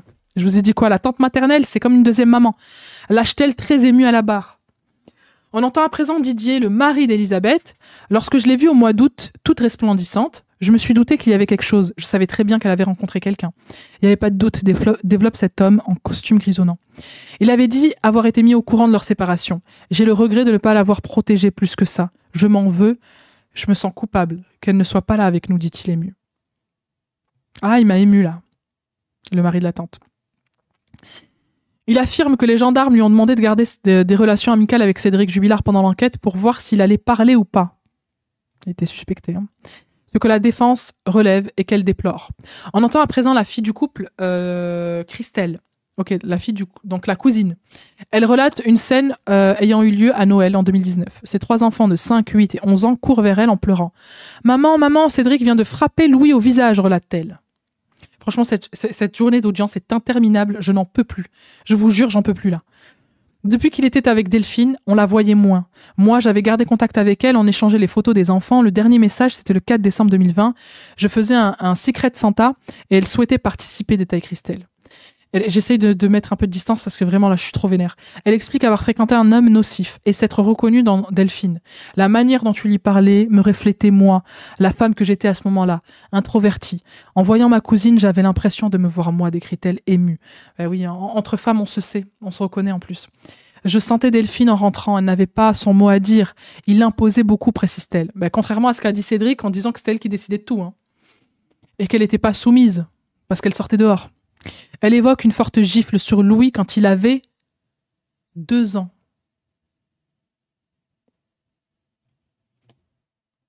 Attendez, je regarde si on a bientôt fini parce que là, j'en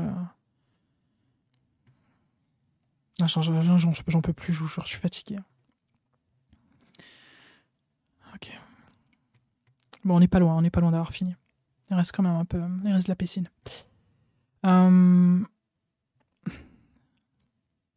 C'est horrible. On entend ensuite Mélanie, chemisier blanc, enceinte. C'est une autre cousine germaine de la disparue, la sœur de Christelle. Elle n'avait que quelques mois d'écart avec Delphine, et toutes deux étaient très proches, affirme-t-elle. Petite, elles avaient fait le pacte d'être infirmières toutes les deux. Delphine, que ce soit au collège ou au lycée, on avait les mêmes amis. On a fait nos premières sorties en boîte ensemble. On était très proches, comme des sœurs. Pardon.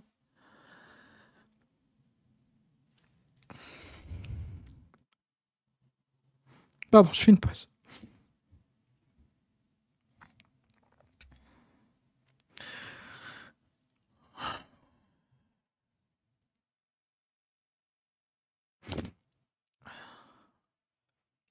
Allez, on continue. Je vous jure, je me mets à leur place, c'est horrible. Et en plus, en fait, je me dis que des fois, on a des signes et eux, c'est ce qu'ils doivent ressentir. Ils avaient des signes et ils auraient pu la sauver, entre guillemets, même si tu peux pas vraiment sauver quelqu'un. Mais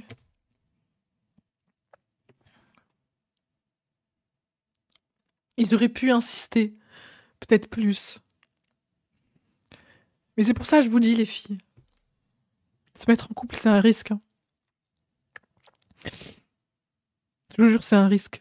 Surtout quand en plus, on le voit. Quand une femme, elle se met en couple et qu'elle change du tout au tout, qu'elle est plus pareille, qu'elle peut plus être elle-même. C'est pour ça on dit c'est un red flag. Regardez où on en est là. Post Kleenex. Je vous jure. Tu me donnes là aussi les larmes. Pardon, excusez-moi, mais là, franchement, c'est trop. En fait, c'est les témoignages de la famille, je vous jure, je savais que ça allait me. Hein. Et on se reprend assurément, elle ne serait jamais partie sans ses enfants, elle ne les aurait jamais laissés à leur père violent, exactement. Ils doivent se sentir tellement coupables, ils sont pour rien, c'est Cédric le bourreau. Évidemment, ils ont zéro culpabilité. Et quand je dis qu'ils auraient peut-être pu faire plus, c'est le sentiment qu'ils doivent ressentir. Et même, c'est une réalité, je pense que même nous, dans notre entourage, quand on voit des choses, on peut faire plus. Et on doit faire plus. C'est pour ça, parce qu'on se restreint beaucoup. On dit que chacun a sa vie, etc., que chacun fait ses choix. Et c'est vrai. Et la porte du changement est une porte qui s'ouvre de l'intérieur, donc on ne peut rien faire en soi. Mais en fait, si, on peut parler, on peut insister, on peut essayer de garder une distance et vivre le célibat. Ah putain, non, c'est vrai, les filles, vraiment, faites...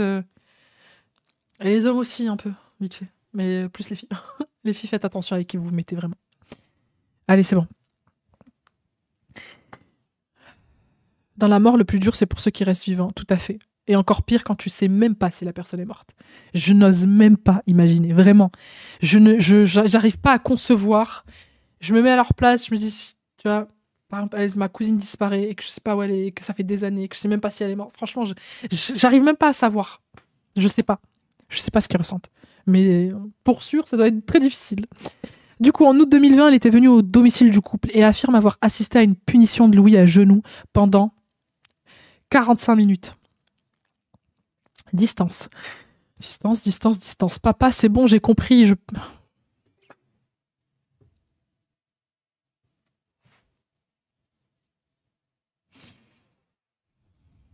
Pardon. J'arrive pas à mettre la distance. Franchement, c'est dur là. Papa, c'est bon, j'ai compris, je peux sortir. Suppliait Louis en larmes. Tu sortiras quand je te le dirai, a répliqué le père. Distance, distance, distance. Sorcière.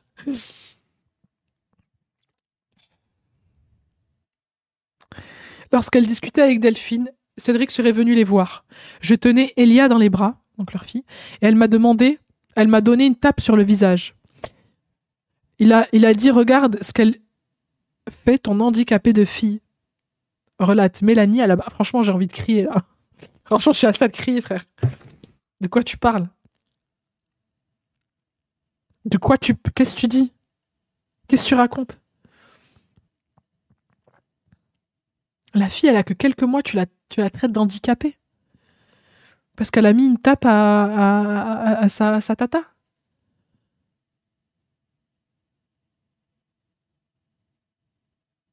Avec le SPM, c'est dur. Ouais, c'est vrai. J'ai hâte d'avoir mes règles.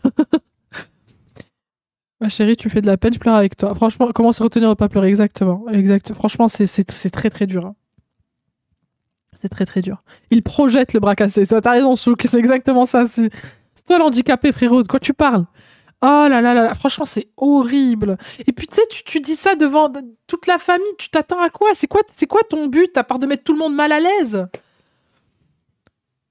Oh là là là là là là là là. C'est malheureusement le père de ma fille, il parle comme ça. Oh non. Oh non.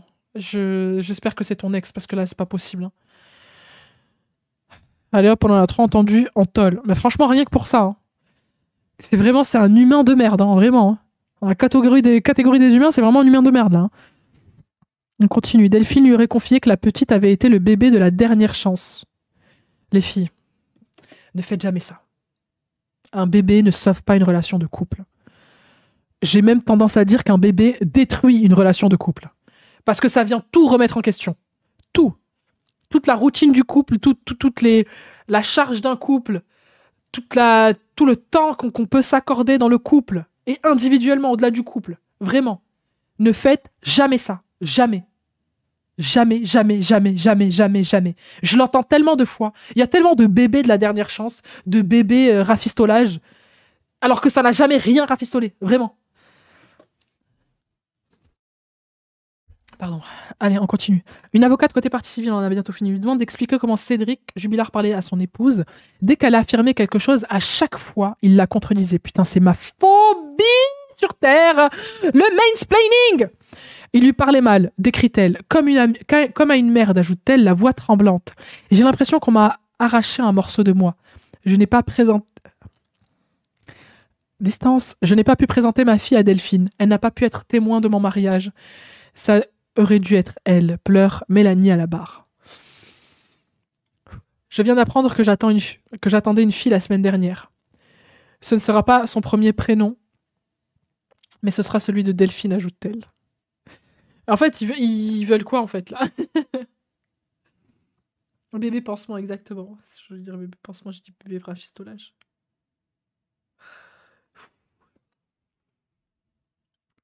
Allez, j'arrête de pleurer.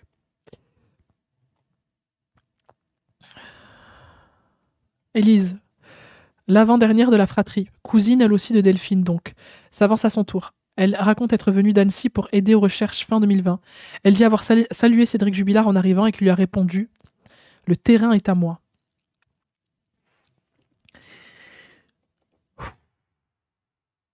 Je vous jure, c'est pas facile. Hein. Bon, ça y est, moi aussi, je pleure. Tout le monde pleure, là, en fait. Tout le monde pleure. Non, mais franchement, c'est... Je suis contente que ses cousines aient témoigné, vraiment. Même si c'était dur. On continue. On entend à présent Franck, qui employait Cédric Jubilard en tant que peintre plaquiste depuis août 2020. D'abord en intérim, puis en CDD. Sur l'affaire, j'ai rien à dire. Cédric était à l'heure le matin. Ok, donc c'est lui qui a employé Cédric. Travailleur, c'était pas le plus grand des finisseurs, décrit l'homme à la barbe, à la barre en préambule. Je commence à péter un câble. À la barre en préambule, vêtu d'un t-shirt gris, crâne rasé. Il a travaillé pour lui jusqu'au fait. Cédric Jubilard lui a confié qu'il était en train de divorcer et se disait persuadé que son épouse avait un amant. Putain, il en a parlé à son boss. C'est ensuite Eric qui prend le relais à la barre. Il a travaillé avec Cédric Jubilard l'année 2020 pour Franck. Il a toujours été à l'heure. C'était quelqu'un de travailleur. Il n'a pas loupé une journée. Après, il n'était pas trop minutieux dans son travail, déclare-t-il. C'est lui qui a caché le corps, il a été extrêmement minutieux. Emmanuel Franck, l'avocat de Cédric Jubilard, lit ses déclarations en audition. Eric le décrivait ainsi. Quelqu'un de travailleur, de gentil, il n'a pas l'air méchant, ce n'est pas quelqu'un qui a un tempérament impulsif, énervé. Pas un nerveux à partir au quart de tour. Putain, ça dénote vachement par rapport à l'image qu'il renvoie au travail. On entend maintenant Davy, cousin germain de Delphine Jubilard. Il explique être venu dès le 17 décembre 2020 au domicile du couple voir Cédric Jubilard, accompagné du frère de Delphine Jubilard, Sébastien. Il a alors demandé à faire le tour de la maison.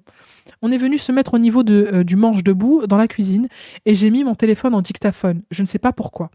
Putain, il a eu le réflexe de faire ça. Et on a commencé à discuter, relate Davy. L'enregistrement est diffusé dans la salle d'audience. On entend Cédric Jubilard affirmer qu'il a commencé à parler de divorce à l'été 2020. On s'était donné un mois et demi pour sauver le couple, déclare-t-il. Et en octobre, elle m'a dit « Non mais de toute façon, ça sert à rien, ma décision est prise. Je suis déjà allé très loin dans ma tête. Je me dis qu'elle avait trouvé quelqu'un, Davy et Sébastien. » Détaille-t-il, à Davy et Sébastien.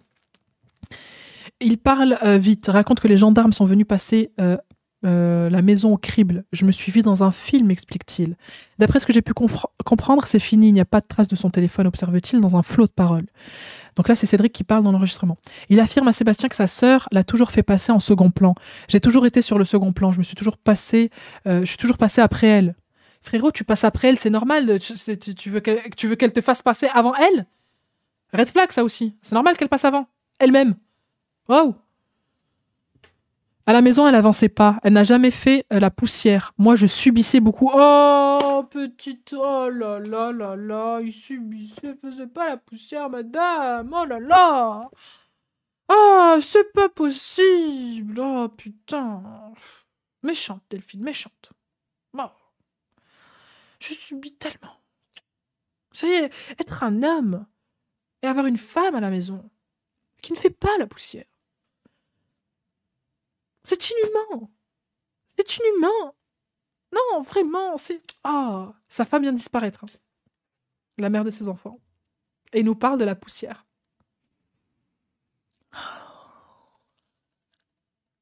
Les filles, les hommes qui vous voient comme vos boniches, c'est la croix.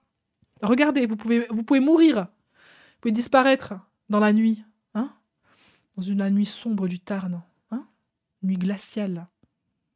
Et tout ce qui se rappellera, et tout ce qui dira à vos proches, vos cousins et vos frères, c'est qu'ils subissaient beaucoup. Parce qu'elle ne faisait pas la poussière. Ah, ça fait du bien. Non, mais c'est bien. Il voulait la tailler. En plus, c'est grave. C'est tellement grave.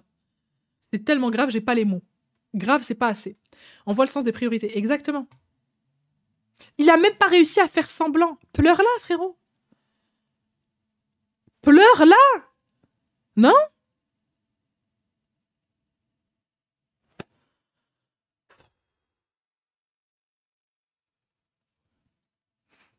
Même Daval était plus crédible. Non mais là, il n'y a aucune cohérence dans le comportement, je vous jure. Il y a zéro cohérence.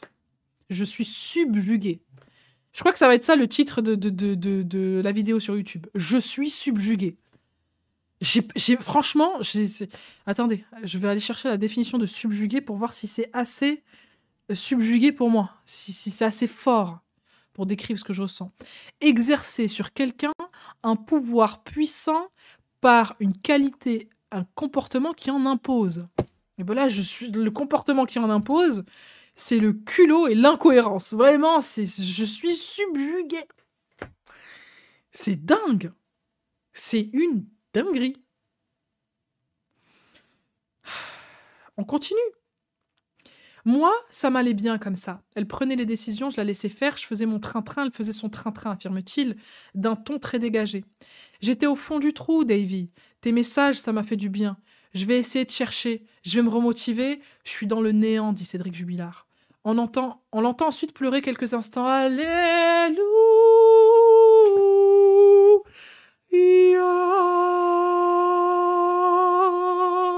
Tous ensemble. Un maximum de croix du Christ. Je sais plus. Alléluia. Amen. Tout. Mettez tout. Mettez tout. Mettez tout. Enfin, il pleure. Putain. Merde. On a tous pleuré ici. On est combien en tout? 100 sur Twitch, 400 sur YouTube. On est 500. On a 500 personnes ont pleuré alors que c'était pas notre femme. Enfin, on l'entend pleurer. Oui, un maximum de Tanti. Voilà, c'est gloire à Tanti. Putain. La prière de Delphine a eu un effet. Il nous fait péter un câble, franchement. Amen, alléluia, putain. Gloire au Dieu, poitron et sofa. Poltron. Ah, poltron.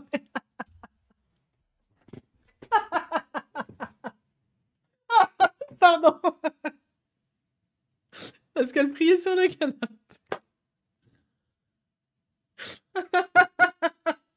Elle est très bonne celle-là. Franchement, vaut mieux en rire là, j'en peux plus.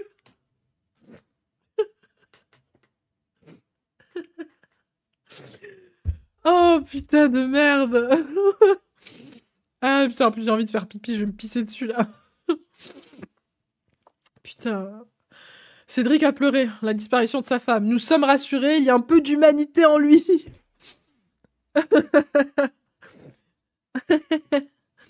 J'ai le nez qui coule parce que j'ai pleuré, mais je suis mort de rire. Je suis dans le même état. Attendez, je vais me moucher.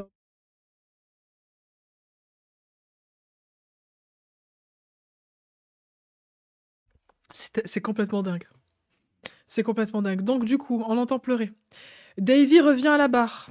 À la fin de l'enregistrement, il commente. J'étais vraiment étonnée que Cédric nous parle de sa maison. Ce qui m'étonnait beaucoup, c'est qu'il ne parlait presque pas de Delphine. Sauf pour la poussière. Cette journée est si longue, je vous jure, elle est horrible. C'est la pire journée depuis le début. Il parlait des travaux, des experts, mais pas de Delphine qui avait disparu. Il n'avait pas de compassion, se souvient-il. Se souvient-il, nous, on le voit en direct, ça n'a pas changé. Hein. Il revient également sur ses pleurs à la fin. Il est tombé dans mes bras. Mais il n'y avait aucune larme, les amis. On s'est regardé avec mon cousin. Pour nous, c'était faux. En fait, il pleurait pas vraiment, quoi. Putain, pardon, les amis. Voilà, j'ai sorti un alléluia pour rien, en fait. Il pleure sur lui, pas pour sa femme. Il pleure même pas pour lui.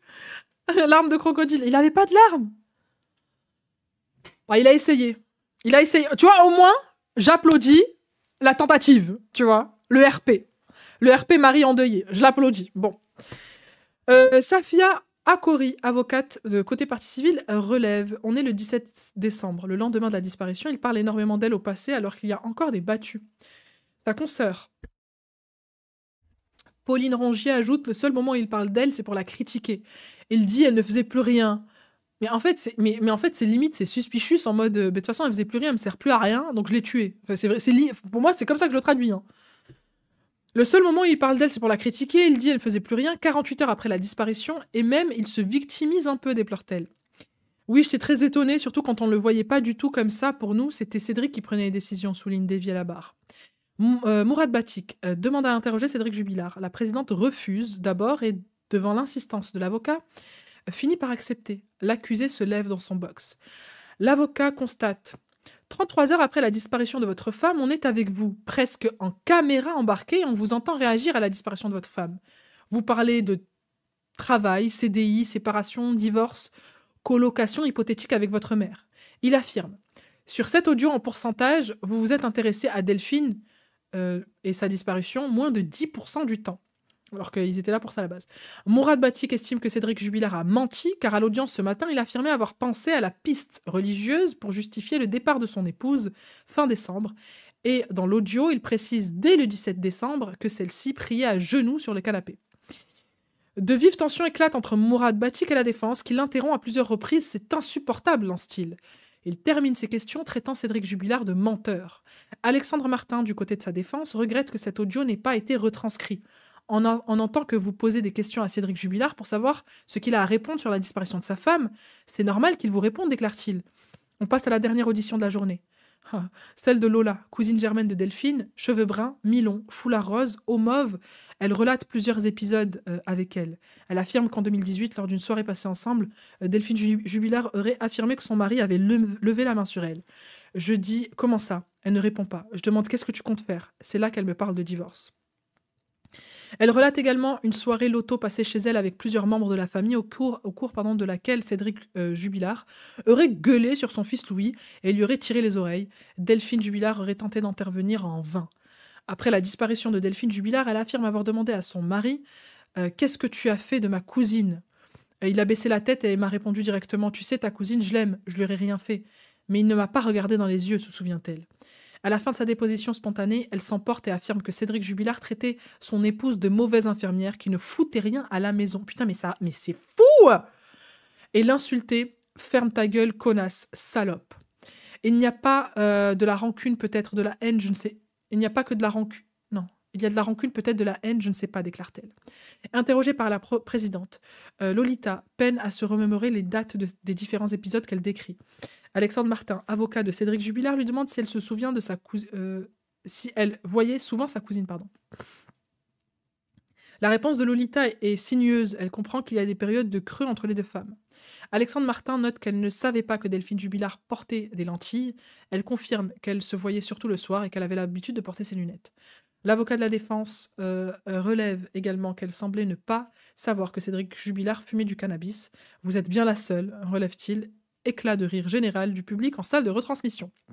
De manière générale, l'ambiance en salle de retransmission est très détendue, contrairement à d'autres procès, où le silence est exigé.